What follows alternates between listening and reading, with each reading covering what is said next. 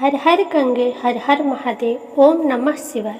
स्वागत है आप सभी श्रोताओं का आपके अपने चैनल खुशी ज्ञान सागर में।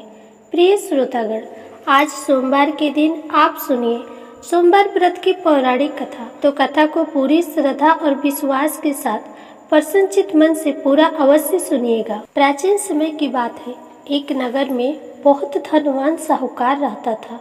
उसके घर में धन की कमी नहीं थी, परंतु वह बहुत दुखी था क्योंकि उसके कोई पुत्र नहीं था। वह इसी चिंता में दिन रात दुखी रहता था। पुत्र की कामना के लिए वह प्रत्येक सोमवार शिवजी का व्रत और पूजन किया करता था तथा सायंकाल मंदिर जाकर शिवजी के सामने दीपक जलाया करता था। उसके इस भक्ति भाव को देखकर एक समय माता पार्वती ने शिवजी महाराज से कहा, महाराज, यह साहूकार आपका अनन्य भक्त है, सदैव आपका व्रत और पूजन बड़ी श्रद्धा से करता है, आपको इसकी मनोकामना पूर्ण करनी चाहिए। शिवजी ने कहा, हे पार्वती, यह संसार कर्म क्षेत्र है। किसान खेत में जैसा बीज बोता है वैसे ही फसल काटता है, उसी तरह मनुष्य इस संसार में जैसा कर्म करते हैं वैसा ही फल भोगते हैं। माता पार्वती ने अत्यंत आग्रह से कहा, महाराज, अब यह आपका अनन्य भक्त है और अगर इसको किसी प्रकार का दुख है तो उसे आपको अवश्य दूर करनी चाहिए। आप तो सदैव अपने भक्तों पर दयालु होते हैं और उनके दुखों को दूर करते हैं। यदि आप ऐसा नहीं करेंगे तो मनुष्य आपका पूजन तथा व्रत क्यों करेंगे। माता पार्वती का ऐसा आग्रह देख शिवजी कहने लगे, हे पार्वती, इसके कोई पुत्र नहीं है, इसी चिंता में यह अति दुखी रहता है। इसके भाग्य में पुत्र न होने पर भी मैं इसको पुत्र की प्राप्ति का वर देता हूँ, परंतु वह पुत्र केवल 12 वर्ष तक जीवित रहेगा। इसके पश्चात वह मृत्यु को प्राप्त हो जाएगा। इससे अधिक मैं इसके लिए नहीं कर सकता। माता पार्वती और भगवान शिव का यह वार्तालाप साहूकार सुन रहा था। इससे उसको न कुछ प्रसन्नता हुई और न ही कुछ दुख हुआ। वह पूर्व की तरह शिवजी का व्रत और पूजन करता रहा। कुछ समय बाद साहूकार की स्त्री गर्भवती हुई और 10वें महीने उसके गर्भ से अति सुंदर पुत्र उत्पन्न हुआ। साहूकार के घर में बहुत खुशी मनाई गई, परंतु साहूकार तो यह जानता था कि उसकी केवल 12 वर्ष की आयु है, इसलिए उसने अधिक प्रसन्नता प्रकट नहीं की और न ही किसी को यह भेद बताया। जब वह बालक 11 वर्ष का हो गया तो बालक की माता ने उसके पिता से उसका विवाह करने के लिए कहा। साहूकार ने कहा, अभी मैं इसका विवाह नहीं करूँगा, मैं अपने पुत्र को काशी पढ़ने के लिए भेजूँगा। साहूकार ने बालक के मामा को बुलाकर उसको बहुत सा धन देकर कहा, तुम इस बालक को काशी पढ़ने के लिए ले जाओ और रास्ते में जिस स्थान पर भी जाओ यज्ञ तथा ब्राह्मणों को भोजन कराते और दक्षिणा देते हुए जाना। दोनों मामा भांजे यज्ञ करते और ब्राह्मणों को भोजन कराते तथा दक्षिणा देते काशी की ओर चल पड़े। रास्ते में उनको एक शहर पड़ा। उस शहर के राजा की कन्या का विवाह था, परंतु जो राजकुमार विवाह कराने के लिए आया था वह एक आंख से काना था। उसके पिता राजा को इस बात की बड़ी चिंता थी कि कहीं राजकुमार को देख राजकुमारी तथा उसके माता पिता विवाह में किसी प्रकार की अड़चन पैदा न कर दे। जब उसने अति सुंदर सेठ के लड़के को देखा तो मन में विचार किया कि क्यों न द्वाराचार्य के समय इस लड़के से वर का काम चलाया जाए।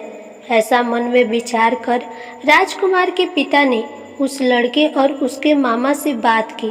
वे राजी हो गए। फिर उस साहूकार के लड़के को वर के कपड़े पहनाकर तथा घोड़ी पर बैठाकर कन्या के द्वार पर ले गए। सभी कार्य प्रसन्नता से पूर्ण हो गया। राजकुमार के पिता ने सोचा कि यदि विवाह कार्य भी इसी लड़के से करा लिया जाए तो क्या बुराई है। ऐसा विचार कर लड़के और उसके मामा से कहा, यदि आप फेरों और कन्यादान के काम को भी करा दे तो आपकी बड़ी कृपा होगी। मैं इसके बदले आपको बहुत सारा धन दूंगा। दोनों ने इसे सहर्ष स्वीकार कर लिया और विवाह कार्य भी बहुत अच्छी तरह से संपन्न हो गया। सेठ का पुत्र जिस समय जाने लगा तो उसने राजकुमारी के चुनरी के पल्ले पर लिख दिया, तेरा विवाह मेरे साथ हुआ, परंतु जिस राजकुमार के साथ तुमको भेजेंगे वह एक आंख से काना है। मैं काशी जी पढ़ने जा रहा हूँ। सेठ के लड़के के जाने के पश्चात राजकुमारी ने जब अपनी चुनरी पर ऐसा लिखा हुआ पाया तो उसने काने राजकुमार के साथ जाने से मना कर दिया। उसने अपने माता पिता को सारी बात बता दी और कहा कि यह मेरा पति नहीं है, मेरा विवाह इसके साथ नहीं हुआ है। जिसके साथ मेरा विवाह हुआ है वह तो काशी जी पढ़ने गया है। राजकुमारी के माता पिता ने अपनी कन्या को विदा नहीं किया और बारात वापस चली गई। उधर सेठ का लड़का और उसका मामा काशी जी पहुंच गए। वहां जाकर उन्होंने यज्ञ करना और लड़के ने पढ़ना शुरू कर दिया। जिस दिन लड़के की आयु 12 साल की हुई उस दिन उन्होंने यज्ञ रचा रखा था। लड़के ने अपने मामा से कहा, मामा जी आज मेरी तबीयत कुछ ठीक नहीं है। मामा ने कहा, अंदर जाकर सो जाओ। लड़का अंदर जाकर सो गया और थोड़ी देर में उसके प्राण निकल गए। जब उसके मामा ने आकर देखा कि उसका भांजा मृत पड़ा है तो उसको बड़ा दुख हुआ। उसने सोचा कि अगर मैं अभी रोना पीटना मचा दूंगा तो यज्ञ का कार्य अधूरा रह जाएगा। अतः उसने जल्दी से यज्ञ का कार्य समाप्त कर ब्राह्मणों के जाने के बाद रोना पीटना शुरू कर दिया। संजोगवश उसी समय शिव पार्वती उधर से जा रहे थे।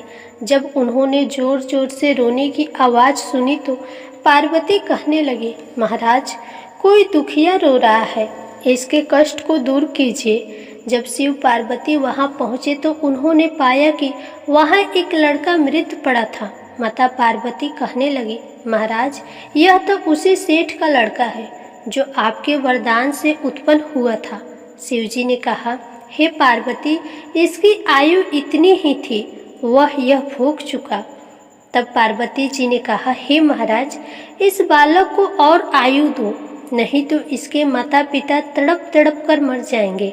माता पार्वती के बार बार आग्रह करने पर शिवजी ने उसको जीवन का वरदान दिया।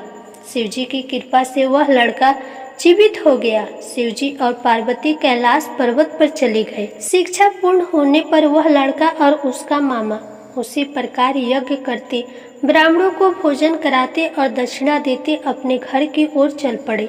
रास्ते में उसी शहर में आए जहां उस लड़के का वहां की राजकुमारी से विवाह हुआ था। वहां आकर उन्होंने यज्ञ आरंभ कर दिया। उस लड़के के ससुर वहां के राजा ने उसको पहचान लिया और महल में ले जाकर उसकी बहुत आवभगत की। बहुत से दास दासियों सहित आदर पूर्वक अपनी राजकुमारी और जमाई को विदा किया। जब वे अपने शहर के निकट आए तो मामा ने कहा कि मैं पहले तुम्हारे घर जाकर तुम्हारे माता पिता को खबर कर आता हूँ। जब उस लड़के का मामा घर पहुंचा तो लड़के के माता पिता घर की छत पर बैठे थे। उन्होंने यह प्रण रख रखा था कि यदि हमारा पुत्र सकुशल लौट आए तो हम राजी खुशी नीचे आ जाएंगे, नहीं तो छत से गिरकर अपने प्राण दे देंगे। उस लड़के के मामा ने आकर जब यह समाचार दिया कि आपका पुत्र आ गया है तब उनको विश्वास नहीं हुआ। तब उसके मामा ने शपथ पूर्वक कहा कि आपका पुत्र अपनी पत्नी तथा बहुत सारा धन साथ लेकर आया है। तो सेठ प्रसन्नता से भर उठा। सेठ सेठानी आनंद पूर्वक नीचे आए। बाहर आकर उन्होंने अपने पुत्र तथा उसकी पत्नी का भरपूर स्वागत किया। सभी बड़ी प्रसन्नता के साथ रहने लगे। जो कोई सोमवार के व्रत को धारण करता है अथवा इस कथा को पढ़ता या सुनता है उसके सब दुख दूर होकर उसकी समस्त मनोकामनाएं पूर्ण होती है तथा इस लोक में नाना प्रकार के सुख भोग कर अंत में सदाशिव के लोक को प्राप्त करते हैं। प्रिय श्रोताओं, आशा करती हूँ आपको यह कथा अच्छी लगी होगी। वीडियो पसंद आई हो तो चैनल को सब्सक्राइब करके वीडियो को लाइक करके कमेंट बॉक्स में हर हर महादेव अवश्य लिखिएगा।